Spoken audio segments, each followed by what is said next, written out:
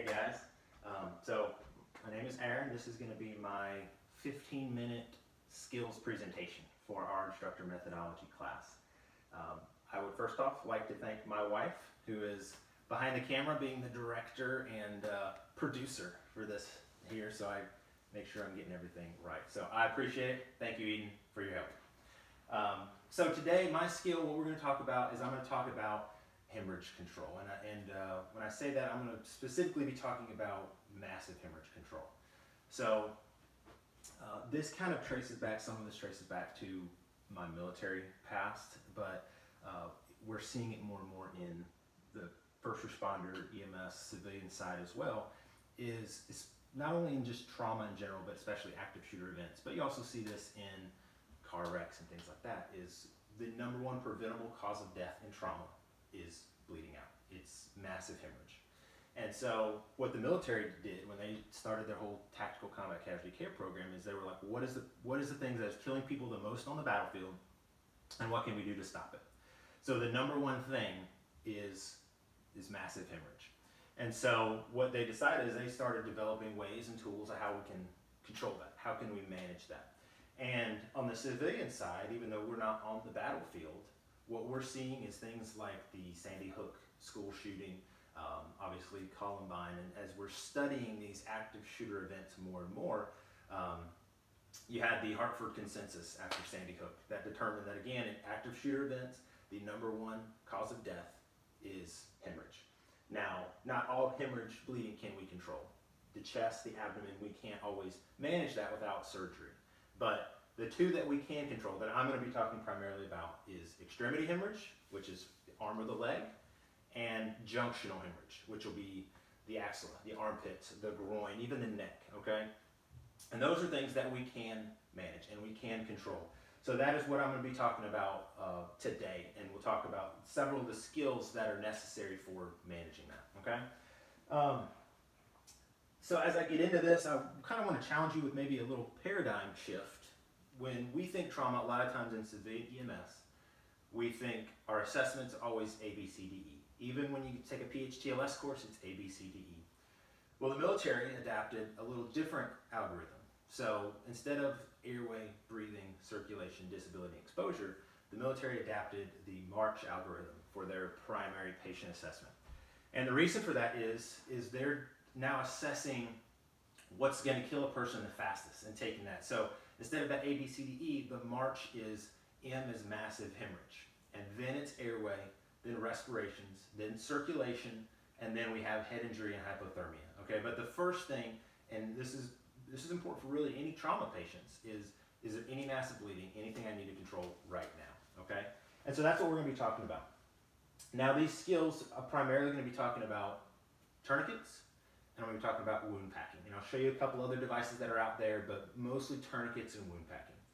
So, and these skills are not just important for you as a first responder, as an EMT or a paramedic, but these are important for us as medical providers to be teaching to law enforcement, to fire, and even to civilians. Much like, back in the 60s and 70s, CPR became very important. We were seeing how important it was for people to get early chest compressions and early defibrillation. And so there's AEDs everywhere, and everybody's trying to learn CPR. Well, I think we're experiencing that now with bleeding control, and that's why you're seeing these bleeding control classes and hemorrhage control classes, and because overwhelmingly the majority of success and saves when it comes to bleeding control is when the bleeding is controlled early. Because if you wait till after the patient becomes shocky and goes into shock, we start to then experience a much greater significant loss in life. So early application of tourniquets, early application of hemorrhage control is extremely important. So that's why we need to be teaching teachers and law enforcement and everything, because we're not always going to be there when these things happen. We're going to be called, sometimes we're staging when there's a shooting or things like that. So law enforcement's going to be the first ones on scene. The bystanders, the civilians, the teachers in a school, they're going to be the first ones on scene. So if we can teach them how to manage bleeding, then we can cause more life-saving, I suppose, if you will. So to me, it's really, really important that we not only know this ourselves and the importance of it, but that we train others to know this as well. So kind of without further ado, we're going to get into, start with the extremity hemorrhage, okay? So we've all been taught and we're all familiar with, especially with minor bleeding, direct pressure, elevate the limb, even pressure points on bleeding, vessels and things like that. And even when I first got out of the military, that was everything I was taught in EMT school, which for some hemorrhage is absolutely appropriate, but I'm talking specifically arterial massive hemorrhage, okay? We're all familiar with that. It's bright red, spurting blood, it bleeds quickly, okay? It's not just oozing, it's not just a slow drain of blood. That we may be able to manage with a simpler adjunct, but I'm talking an amputation, bright red spurting blood. We need to manage that quick, and we need to manage it early. And even that, in 2012, when I got out of the military, tourniquets were still almost being taught as a last resort in a sense. And I kind of challenged that paradigm once I was in EMT school and paramedic school, because coming out of the military, tourniquets were on everything. You gave one to everybody that had massive bleeding. So, and I think we've seen that because every ambulance, and we're all familiar with them. So, but they're still an extremely important tool. They're simple. They've been around for millennia, but they're extremely important. And so we're going to go over some of the nuances, maybe even some stuff, hopefully, that you've never even learned before about tourniquets. So I've got several tourniquets here on the table. I tend to be kind of a tourniquet nerd. So that's one of the reasons that I picked this topic. But I'm going to mainly demonstrate and go over with you guys the cat tourniquet, which is what most of us are familiar with, okay?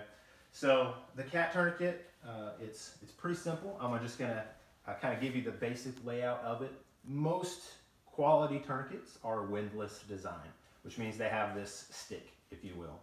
So the cat tourniquet, for its anatomy, you basically have your hemorrhage control plate here in the back, okay? You've got your buckle, and this is what you're going to route your running end of the tourniquet through, is that buckle right there. Then we have the actual windlass right here, the stick that we turn. The windlass is actually attached to what is actually going to be the constricting band, which is a little narrower than the whole tourniquet, and actually runs inside the rest of this tourniquet, okay? So the windlass turns that constricting band and pulls it tight.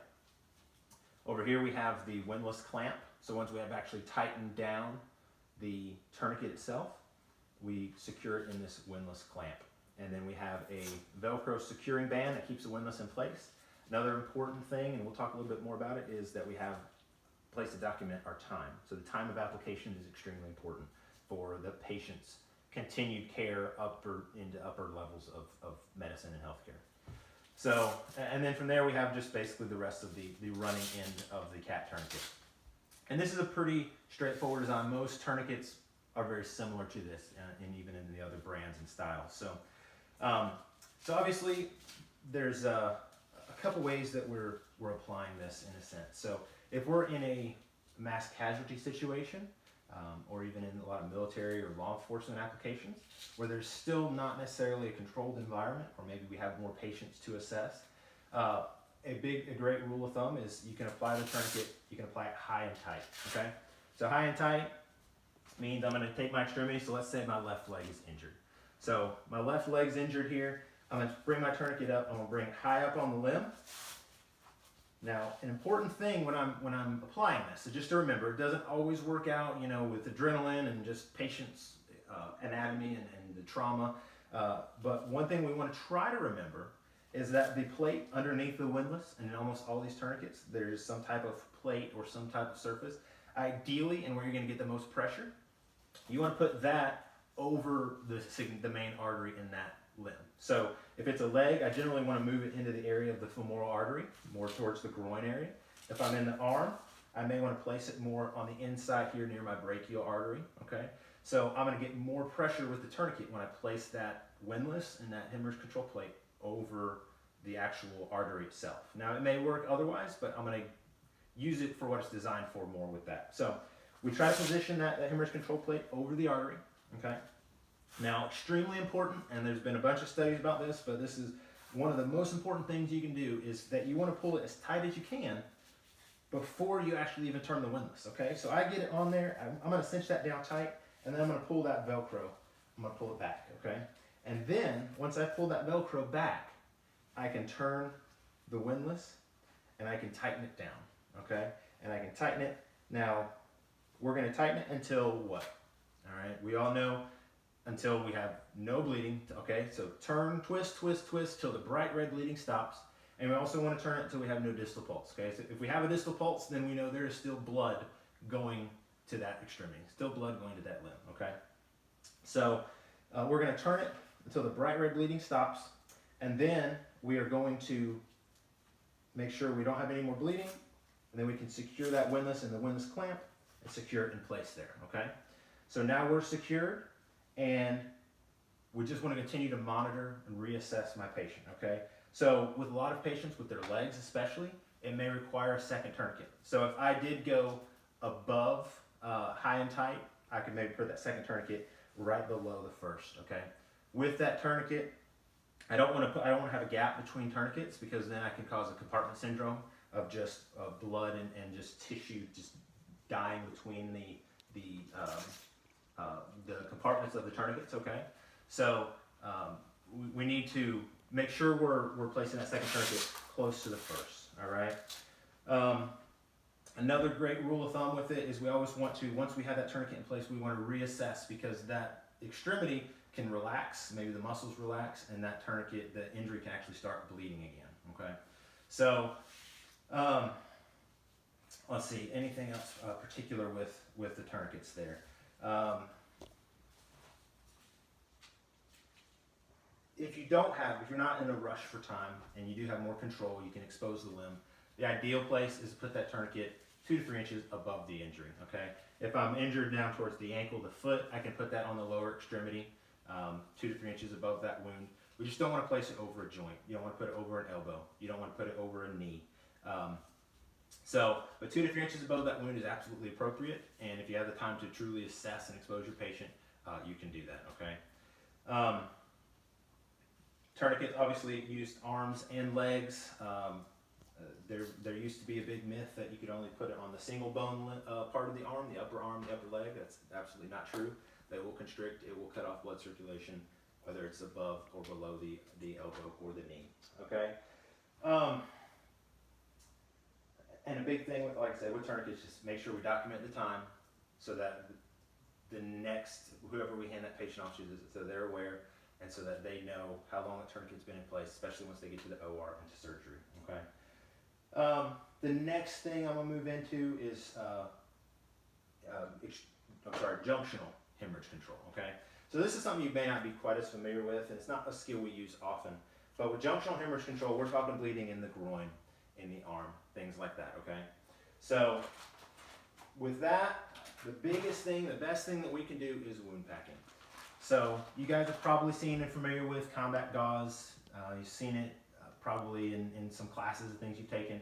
It has agents in the gauze itself that is hemostatic. It does help manage blood, but they're not cheap. They're expensive. They're like $40 for one package of them. But one thing that most of us do carry on any truck is roller gauze, Curlex, okay?